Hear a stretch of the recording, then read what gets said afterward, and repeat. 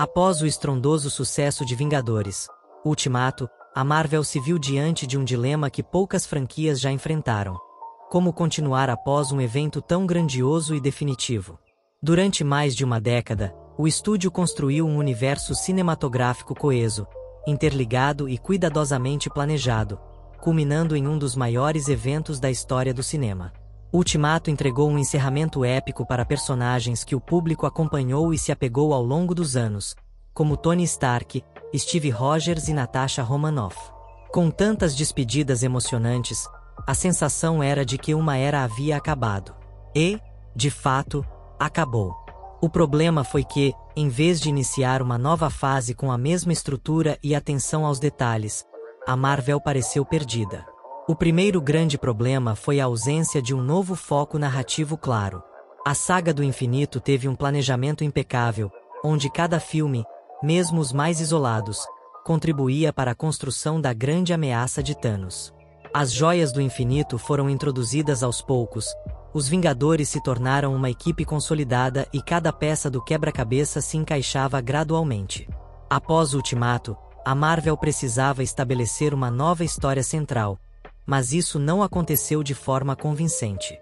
A nova grande ameaça, Kang, foi apresentada de maneira confusa e sem a grandiosidade necessária para gerar impacto.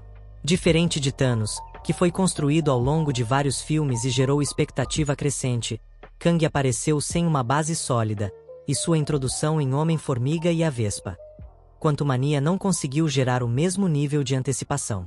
Outro fator que afetou a qualidade das produções foi o excesso de lançamentos. Antes, cada novo filme da Marvel era um evento, algo que gerava expectativa e entusiasmo. O intervalo entre os lançamentos ajudava a manter a qualidade e a evitar o desgaste do público.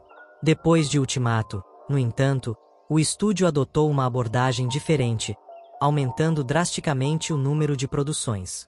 Em poucos anos, tivemos uma enxurrada de filmes e séries no Disney+, muitas delas sem um propósito claro ou relevância dentro do universo maior. Esse ritmo acelerado fez com que a qualidade caísse, já que as equipes criativas tinham menos tempo para desenvolver roteiros sólidos, e os estúdios de efeitos visuais eram sobrecarregados para cumprir prazos curtos. Essa sobrecarga ficou evidente na queda drástica na qualidade dos efeitos visuais. A Marvel sempre foi conhecida por entregar cenas de ação espetaculares e mundos visualmente impressionantes. No entanto, com a quantidade absurda de produções sendo feitas ao mesmo tempo, os profissionais responsáveis pelos efeitos começaram a relatar condições de trabalho caóticas, com prazos impossíveis e pressão extrema. O resultado?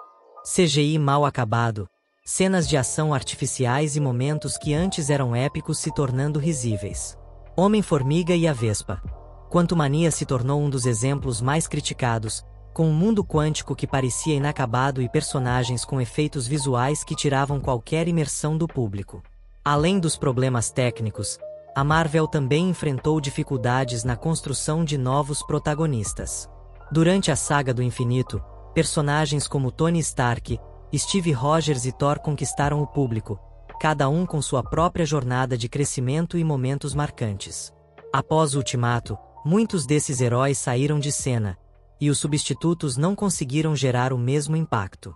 Sam Wilson assumiu o manto do Capitão América, mas sua história em Falcão e o Soldado Invernal não teve a força necessária para consolidá-lo no papel. Doutor Estranho e Capitã Marvel foram colocados como possíveis líderes da nova fase, mas nenhum deles conseguiu ocupar o espaço deixado por Tony e Steve. Shang-Chi, Eternos e outros novos heróis foram introduzidos sem um senso claro de como eles se encaixariam no universo maior, deixando a sensação de que o MCU estava sem uma identidade definida. Outro problema recorrente foi o excesso de comédia. Desde o início, o humor sempre foi um dos pontos fortes do MCU, ajudando a balancear o tom e tornando os personagens mais carismáticos. No entanto, essa característica começou a ser exagerada, a ponto de comprometer momentos que deveriam ser impactantes. Thor: Amor e Trovão foi um dos maiores exemplos disso.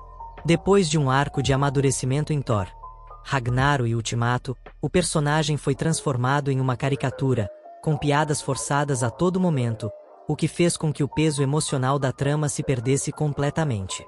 O problema se repetiu em outras produções, tornando difícil levar a Marvel a sério quando mesmo os momentos mais importantes eram interrompidos por piadas sem timing adequado. O impacto das séries do Disney também gerou divisões entre os fãs.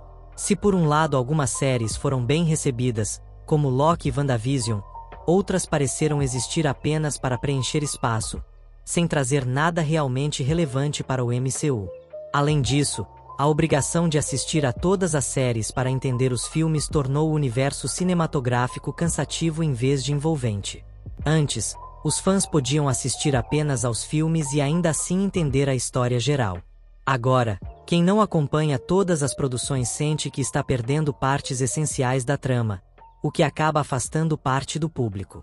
A inconsistência na forma como os personagens são tratados também se tornou um problema. Barry Allen não foi o único a sofrer com oscilações nos seus poderes. No MCU, personagens passaram a ter níveis de força e habilidades variáveis conforme a conveniência do roteiro. Wanda Maximoff, por exemplo, foi retratada como uma das mais poderosas do universo em Doutor Estranho no Multiverso da Loucura, mas sem uma explicação convincente sobre por que ela não poderia ter desempenhado um papel maior antes. Da mesma forma, Kang foi apresentado como um vilão que poderia destruir realidades inteiras, mas enquanto Mania, foi derrotado por um grupo de heróis muito menos poderosos do que os Vingadores originais. Outro grande erro foi a forma como as histórias individuais foram tratadas. Durante a Saga do Infinito, cada personagem tinha seu próprio arco bem definido, com filmes que contribuíam para seu crescimento pessoal e ainda assim faziam sentido dentro do MCU. Após o Ultimato, muitos filmes começaram a parecer desconectados ou mal planejados. Eternos, por exemplo, introduziu uma nova equipe de heróis com um potencial interessante, mas sem conexão real com o restante do universo. O resultado foi um filme que pareceu deslocado e sem impacto real dentro da franquia. Além disso, o marketing exagerado em cima do multiverso acabou se tornando um problema. A ideia de múltiplas realidades abriu portas para possibilidades infinitas, mas ao invés de serem exploradas com profundidade, serviram mais como desculpa para fanservice. O retorno de personagens antigos, como os vilões do Homem-Aranha em Sem Volta para Casa, foi um acerto, mas a falta de consequências reais fez com que o conceito do multiverso perdesse força rapidamente. No fim das contas, a Marvel perdeu a capacidade de surpreender. Durante a Saga do Infinito, os filmes criavam expectativas e entregavam momentos inesquecíveis. Quem não lembra da emoção de ver Thor chegando em Wakanda em Guerra Infinita, ou do Capitão América levantando o Mjolnir em Ultimato?